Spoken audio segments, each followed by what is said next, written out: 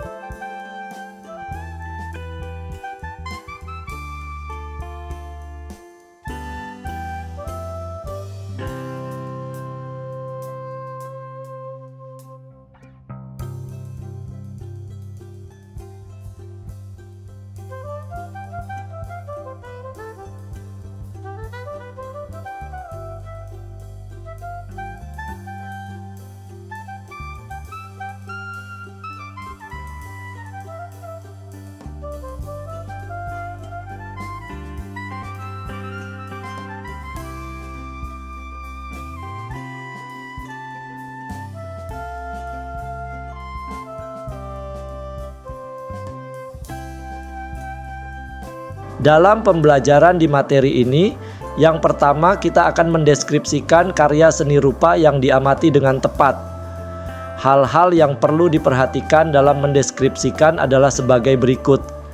Yang pertama adalah identitas karya seni, yang meliputi judul atau nama dari karya seni, seniman atau nama seniman yang menciptakan karya tersebut, tahun pembuatan karya seni, ukuran atau dimensi karya seni yaitu panjang, lebar, dan tinggi, media atau bahan dan teknik yang digunakan semisal cat minyak, akrilik, batu, keramik, dan lain-lain. Lokasi atau tempat karya seni dipajang atau disimpan. Yang kedua adalah deskripsi visual. Deskripsi visual meliputi komposisi atau susunan elemen visual dalam karya seni. Warna adalah penggunaan warna, palet warna, kontras, dan harmoni. Garis yaitu jenis dan kualitas garis semisal tebal, tipis, melengkung, dan lurus. Tekstur atau permukaan karya seni, antara lain halus, kasar, bertekstur. Ruang dan perspektif yaitu penggambaran ruang dan kedalaman. Penggunaan perspektif. Bentuk dan volume yaitu bentuk-bentuk yang ada dalam karya, contohnya geometris, organik, 3 dimensi. Cahaya dan bayangan yaitu penggunaan cahaya dan bayangan untuk menambah dimensi dan dramatisasi. Selanjutnya adalah menganalisis karya seni rupa. Seperti yang tampak pada gambar di samping adalah sebuah lukisan buah. Pada lukisan buah ini terdapat media yang digunakan yaitu media kanvas, serta bingkai yang digunakan adalah figura. Adapun unsur yang terlihat pada lukisan ini adalah garis, bentuk, tekstur, serta warna. Sedangkan bahan yang dipakai dalam lukisan ini adalah cat minyak. Menganalisis karya seni rupa. Ada beberapa metode kritik yang dapat digunakan dalam mengapresiasi karya seni seperti yang dikemukakan Chapman 1978, yaitu metode induktif, metode deduktif, metode empatik, dan metode interaktif. Selain itu, siswa juga dapat menggunakan jenis kritik seni rupa yang menurut Feldman tahun 1967 yang terdiri dari kritik jurnalistik atau journalistic criticism, kritik pedagogik atau pedagogical criticism, kritik akademik atau scholarly criticism, kritik populer atau popular criticism. Kegiatan mengapresiasi seni melalui kritik pedagogik biasanya dapat diterapkan dalam kegiatan belajar mengajar di lembaga pendidikan tinggi pendidikan kesenian. Namun demikian, model ini juga bisa dikembangkan oleh guru dengan tujuan untuk mengembangkan bakat dan potensi artistik estetik siswa, sehingga mereka mampu mengembangkan apresiasi dan pemahamannya terhadap karya yang dibahas. Hal ini ditegaskan Wachowiak dan Clements 1993-48 bahwa the purpose of art criticism in the schools is to develop appreciation and understanding. Artinya tujuan kritik seni di sekolah adalah untuk mengembangkan apresiasi dan pemahaman. Selanjutnya, urutan pelaksanaan pembelajaran kritik untuk apresiasi seni yang disarankan Wachowiak dan Clements 1993-149 terdiri dari 6 tahapan, yaitu yang pertama adalah identifying the content or subject matter of the art. Artinya, mengidentifikasi isi atau pokok bahasan dari karya seni tersebut. Ini berarti memahami apa yang digambarkan atau ditampilkan dalam karya seni tersebut. Yang kedua adalah recognizing the technique or art medium. Artinya adalah mengenali teknik atau media yang digunakan dalam karya seni. Yang ketiga adalah identifying the compositional or design factors in the art and recognizing their importance. Artinya adalah seorang seniman mampu mengidentifikasi faktor-faktor komposisi atau desain, berarti mengamati dan mencatat elemen-elemen yang digunakan seniman untuk menyusun karya seni. Yang keempat adalah recognizing the unique individual style of the artist. Artinya adalah mengenali gaya unik dan khas dari seorang seniman. Ini berarti mengidentifikasi ciri-ciri khusus yang membedakan karya seni seorang seniman dari seniman lainnya. Yang kelima adalah searching for the meaning of the art and inquiring into the artist's intent.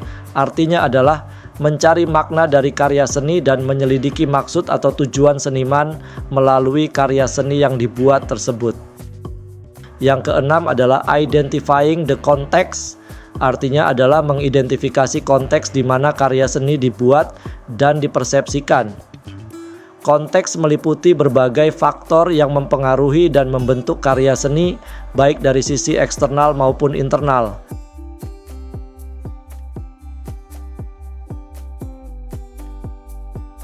Penyajian kritik dalam teori kritik seni menurut para ahli dikenal beberapa tahap kegiatan. Menurut Feldman 1967-469 mengungkapkan tahapan kritik terdiri dari yang pertama adalah deskripsi atau description, yang kedua adalah analisis formal atau formal analysis, yang ketiga adalah interpretasi atau interpretation, dan yang keempat adalah evaluasi atau penilaian atau evaluation or judgment. Sementara itu Barrett 1994-16 menyoroti hal tersebut dengan istilah fungsi kritik seni sebagai the description, interpretation, and evaluation of new art. Artinya adalah dengan melakukan deskripsi, interpretasi, dan evaluasi, kita dapat memperoleh pemahaman yang lebih mendalam tentang karya seni baru dan menilai kontribusinya dalam dunia seni.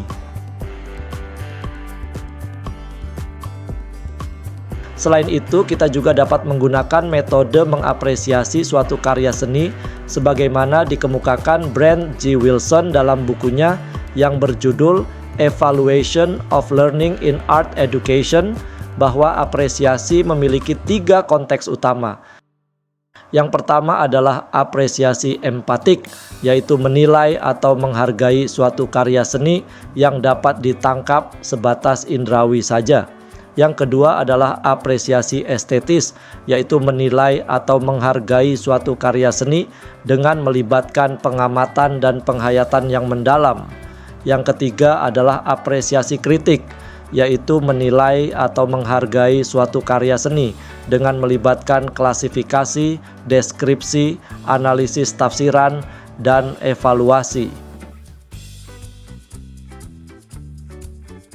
Proses pembelajaran apresiasi seni dapat dilakukan melalui metode dan pendekatan seperti dikemukakan oleh Sahman. 1993 dan Soedarso 1990, yaitu sebagai berikut. Pendekatan aplikatif, yaitu pendekatan ini dilakukan melalui proses penciptaan seni secara langsung. Hal ini sejalan dengan ajaran Dewey, learning by doing. Pendekatan historis artinya ditempuh melalui pengenalan sejarah seni.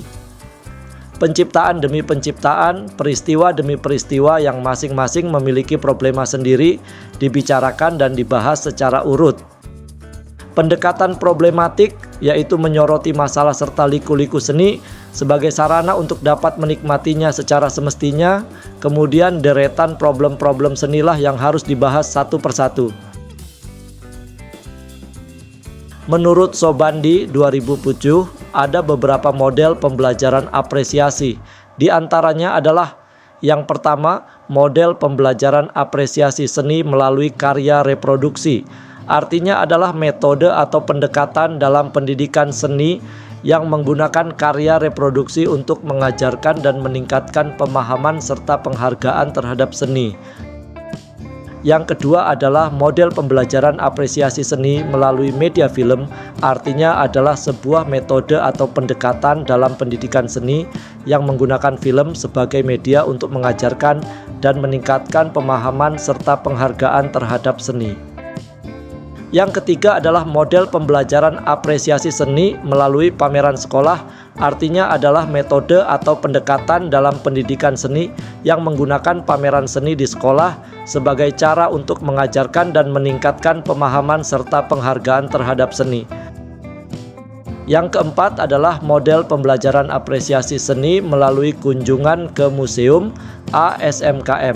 Artinya, metode atau pendekatan dalam pendidikan seni yang menggunakan kunjungan ke museum sebagai cara untuk mengajarkan dan meningkatkan pemahaman serta penghargaan terhadap seni. Yang kelima adalah model pembelajaran apresiasi seni melalui presentasi pengalaman berkarya ASMPPB. Artinya metode atau pendekatan dalam pendidikan seni yang menggunakan presentasi pengalaman berkarya oleh siswa sebagai cara untuk mengajarkan dan meningkatkan pemahaman serta penghargaan terhadap seni. Yang keenam adalah model pembelajaran apresiasi seni melalui artis talk seniman (AMATS). Artinya metode atau pendekatan dalam pendidikan seni yang menggunakan sesi diskusi atau presentasi oleh seniman sebagai cara untuk mengajarkan dan meningkatkan pemahaman serta penghargaan terhadap seni. Yang ketujuh adalah model pembelajaran apresiasi seni melalui telaah karya ASMTK. Artinya adalah metode atau pendekatan dalam pendidikan seni yang menggunakan telaah mendalam terhadap karya seni sebagai cara untuk mengajarkan dan meningkatkan pemahaman serta penghargaan terhadap seni. Yang kedelapan adalah model pembelajaran apresiasi melalui kritik Wachowiak dan Clemens. Artinya adalah metode atau pendekatan dalam pendidikan seni yang menggunakan kritik seni berdasarkan teori atau metode yang dikembangkan oleh Frank Wachowiak dan Robert Clemens untuk mengajarkan dan meningkatkan pemahaman serta penghargaan terhadap seni. Dengan menggunakan model ini, siswa dapat mengembangkan pemahaman yang lebih kaya dan kritis tentang seni, serta meningkatkan keterampilan mereka dalam menganalisis, menginterpretasi, dan mengevaluasi karya seni secara sistematis. Yang kesembilan adalah model pembelajaran apresiasi seni melalui praktek studio kritik seni (ASMPSKS).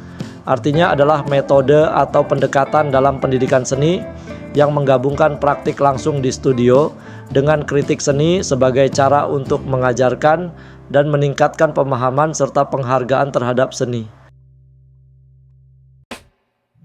Berdasarkan beberapa metode dan langkah di atas, sebenarnya bentuk pembelajaran apresiasi terdiri dari dua jenis kegiatan, yaitu yang pertama adalah apresiasi pasif. Artinya adalah kegiatan menonton dan menikmati tanpa memberi umpan balik untuk wacana seni rupa. Contoh kegiatan apresiasi pasif antara lain: mengunjungi pameran seni, membaca buku seni, menonton film atau dokumenter tentang seni, mendengarkan musik atau pertunjukan seni, melihat lukisan atau patung di ruang publik, membaca kritik seni, mengikuti tur seni virtual. Selanjutnya kita membahas tentang tempat mengapresiasi karya seni rupa. Mengapresiasi karya seni rupa dapat dilakukan di berbagai tempat yang dirancang untuk menampilkan, menghargai, dan mempelajari seni. Yang pertama adalah galeri. Galeri adalah ruang untuk menampilkan karya seni dalam bentuk pameran.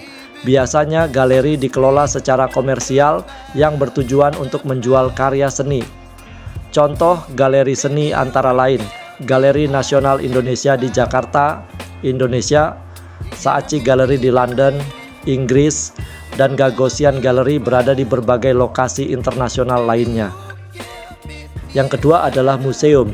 Museum adalah ruang untuk menyimpan, merawat, merestorasi benda-benda bersejarah dan berfungsi sebagai tempat publik untuk mengakses karya seni secara edukatif. Di museum, pengunjung dapat melihat koleksi tetap dan pameran temporer yang mencakup berbagai bentuk seni rupa, dari lukisan klasik hingga seni kontemporer. Museum sering menyelenggarakan tur, ceramah, dan program pendidikan untuk meningkatkan apresiasi seni. Contoh museum seni: The Louvre, Paris, Prancis; The Metropolitan Museum of Art, New York, AS; dan Museum Nasional, Jakarta, Indonesia. Yang ketiga adalah ruang publik.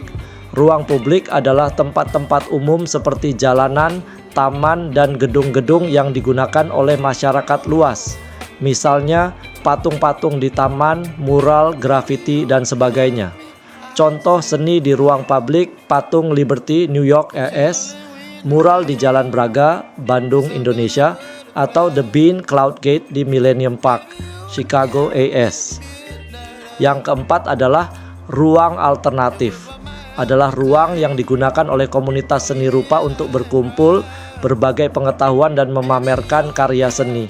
Ruang-ruang ini sering digunakan untuk menampilkan karya seni yang eksperimental, inovatif, dan terkadang tidak sesuai dengan format galeri tradisional. Contoh, pameran seni di gudang yang tidak terpakai, pameran seni di toko retail yang kosong selama beberapa minggu, atau kafe-kafe di kawasan Ubud, Bali yang sering menampilkan karya seni lokal. Yang kelima adalah ruang virtual pameran yang disajikan dalam bentuk virtual di platform tertentu, misalnya website, Instagram, dan sebagainya.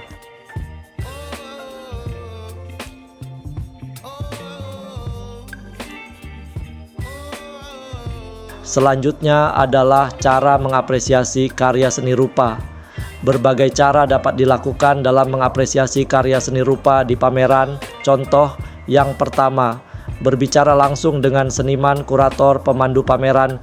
Yang kedua, mengikuti tur galeri dan mendengarkan penjelasan atau membaca penjelasan dari setiap karya seni yang dipamerkan. Yang ketiga, tidak menyentuh karya kecuali diperkenankan. Dan yang keempat adalah mematuhi peraturan yang diberlakukan di ruang pameran.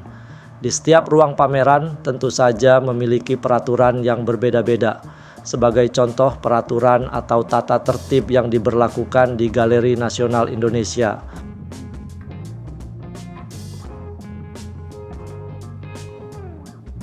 Dengan menikmati karya seni tentunya bisa memiliki dampak baik bagi diri sendiri maupun bagi lingkungan. Contoh dampak karya seni bagi diri sendiri dan lingkungannya, contohnya adalah memiliki muatan emosional atau spiritual, memberikan nilai keindahan dan kepuasan tersendiri, memberikan dampak psikologis. Contoh, salah satu bentuk terapi dan kesenangan hati, meningkatkan dan mengasah kreativitas dan daya imajinasi, serta melepas penat dan mengatasi stres. Demikian akhir dari pembelajaran kita hari ini. Semoga bermanfaat dan jangan lupa subscribe, like, dan komen pada channel saya ini. Terima kasih dan sampai berjumpa lagi.